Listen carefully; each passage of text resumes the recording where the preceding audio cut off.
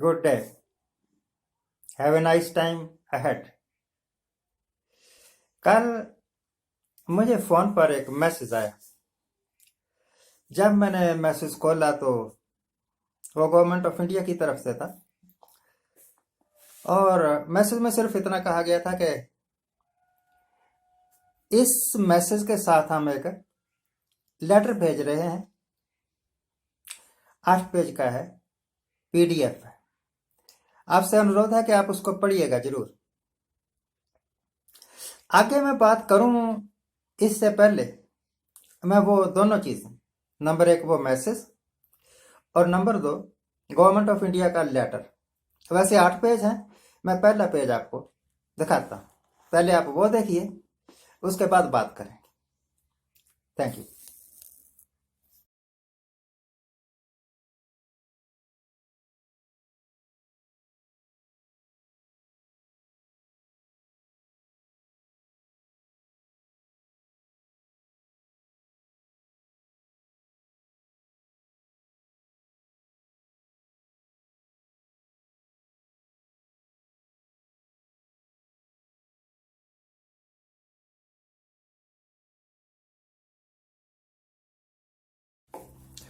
तो दोस्तों, ये लेटर है गवर्नमेंट ऑफ इंडिया की तरफ से, मिनिस्ट्री ऑफ एग्रीकल्चर, और लेटर भेजा गया है एग्रीकल्चर मिनिस्टर साहब की तरफ से।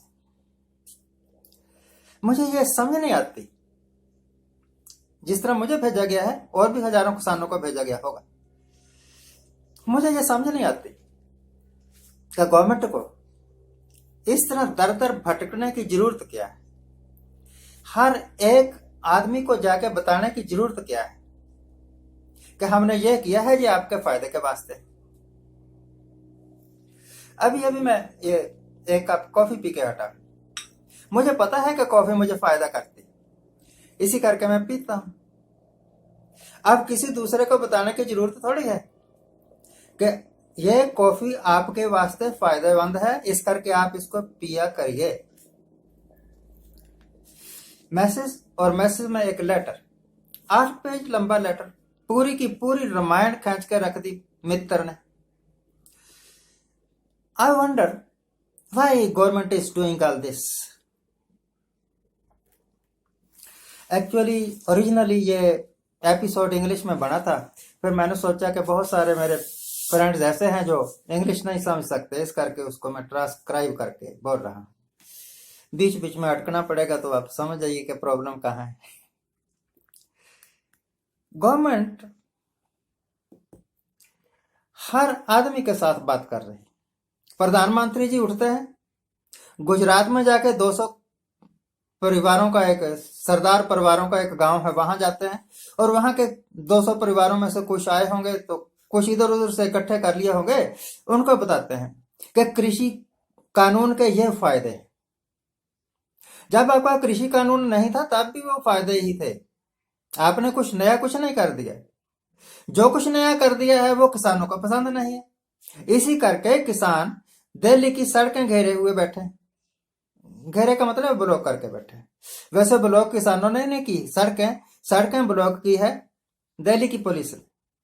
वो तो सिंपली दिल्ली जा रहे थे प्रदर्शन करने के लिए, मुजाहरा करने के लिए, आंदोलन करने के लिए। और आंदोलन करना तो हर एक हिंदुस्तानी का हक है, कोई भी कर सकता है। गवर्नमेंट जाके बताती है कभी गुजरात के किसानों को, कभी गुरुद्वारा रकाबगंज में जाके वहां के लोगों को बताते हैं जो गुरु के दर्शन करने आए हैं, गुरुद्वारे मत्था टेकने आए हैं। उनको प्रधानमंत्री साहब जाके क्या संदेश देना चाहते हैं कि हमने जो बिल पास किए हैं ना, ये आपके फायदे के वास्ते। जब एक बिल पास किया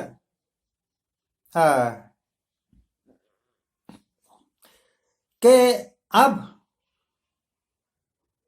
सड़क पर गलती करने पर 5 गुना ज्यादा जुर्माना, जहां 1000 रुपया जुर्माना होता था वहां 5000 जुर्माना होगा, जहां 100 रुपया जुर्माना होता था वहां 1000 रुपया जुर्माना होगा। तो मिनिस्टर को किसी ने पूछा कि भाई जी आपने इतना जुर्माना क्यों बढ़ा दिया। क्या सरकार फाइनेंशियल दिक्कत में है? कहना नहीं, ऐसी बात नहीं है। ज्यादा जुर्माना भरेंगे ना तो एक्सीडेंट कम होंगे। जब से उन्होंने ये स्टेटमेंट दी है तब से मोस्टली ट्रैफिक ही बंद रही है। नहीं तो एम्पिरिकल एविडेंस हम बता देते कि ज्यादा जुर्माना करने से एक्सीडेंट नहीं रुकते। कोई जानबूझ के थोड़ा करता है एक्सीडेंट। किसका दिल करता है कि मैं चलते हुए ट्रक के साथ अपनी गाड़ी बढ़ा दूं और मौत को गले लगा लूं? एक्सीडेंट तो एक मिसशैप है, एक दुर्घटना है। दोनों में से किसी ने नहीं चाहता कि एक्सीडेंट हो, परंतु हो गई, मिस हैंडलिंग हो गई, ह्यूमन एरर हो गई। तो कभी प्रधानमंत्री साहब जाते हैं मध्य प्रदेश में, वहां उतना फायदा नहीं हुआ होगा किसानों को जितना प्रधानमंत्री का एक भाषण कवर करने में गवर्नमेंट ऑफ इंडिया के खजाने को चूना लग गया होगा। 20 लाख किसानों को, कभी हमें क्या पता 20 लाख को के 40 लाख को के 2 लाख को, यह बताया गया कि यह बिल किसानों के वास्ते फायदेमंद है। अरे मूर्खो, मैंने आपका मैसेज भी पढ़ लिया, मैंने आपका लेटर भी पढ़ लिया। आपने जो कुछ लिख के भेजा है उससे 1 महीना पहले मैं डाउनलोड करके ये सारा आर्टिकल पढ़ चुका हूं। कृषि अमेंडमेंट के जो आपने बिल बनाए हैं वो पढ़ चुका हूं। और भी बहुत सारे लोग पढ़ चुके हैं, इसी करके अपने अपने व्यूज दे रहे हैं। जिन लोगों ने आंदोलन किया है, जो लाखों की तादाद में दिल्ली की सड़कें घेरे हुए बैठे हैं, उनके साथ बात करने में आपका जबड़ा लॉक हो जाता है। प्रॉब्लम तब हल होनी है जब आप उन किसानों से बात करेंगे जो कि इस वक्त आंदोलन कर रहे हैं। उनके साथ बात करने में आपको गश आ जाती है। और मेरे जैसे कुछ उम्र का तकाजा है, कुछ मेरी सेहत ठीक नहीं रहती, अगर मैं थोड़ा सफर करूं ना मेरे पैर में सोजिश आ जाती है। मतलब 3-4 घंटे लगातार बैठूं तो पैर सूज जाए। ऐसे मेरे जैसे और बहुत सारे लोग हैं जो दिल्ली नहीं जा सके। अगर मेरी सेहत ठीक होती मैं जरूर जाता दिल्ली और वहां अनशन करता। जिन लोगों ने इस वक्त दिल्ली को घेरा हुआ है, जिनके कारण दिल्ली के बाशिंदे प्रॉब्लम फेस कर रहे हैं, परंतु कोई नहीं कहता कि इनको हटाओ, क्योंकि सभी जानते हैं कि किसानों की जो मांगे हैं वो जायज है और सरकार जो कुछ कर रही है वो नाजायज है।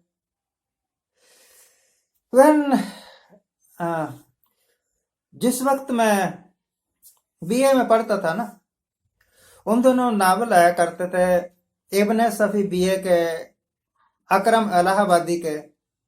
उसमें एक क्लाउन कैरेक्टर था, वो एक डायलॉग बोला करता था, मारो घुटना फूटे आंख।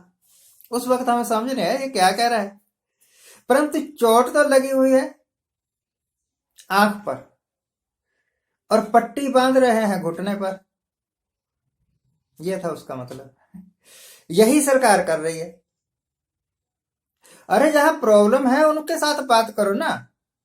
मैं तो अपने घर बैठा हुआ हूं, मैं तो बोलता ही नहीं। मेरे जैसे हजारों लाखों लोग किसान घर बैठे हुए हैं, नहीं बोलते। परंतु समस्या जो हरियाणा के किसानों को, पंजाब के किसानों को, राजस्थान के, यूपी के किसानों को, सारे देश के किसानों को होने वाली है, वो मुझे भी होने वाली है। अगर उनकी जमीन जाएगी तो मेरी भी जमीन जाएगी। अगर वो भूखे मरेंगे तो हम भी भूखे मरेंगे। उनके साथ बात नहीं करती सरकार, डरती है।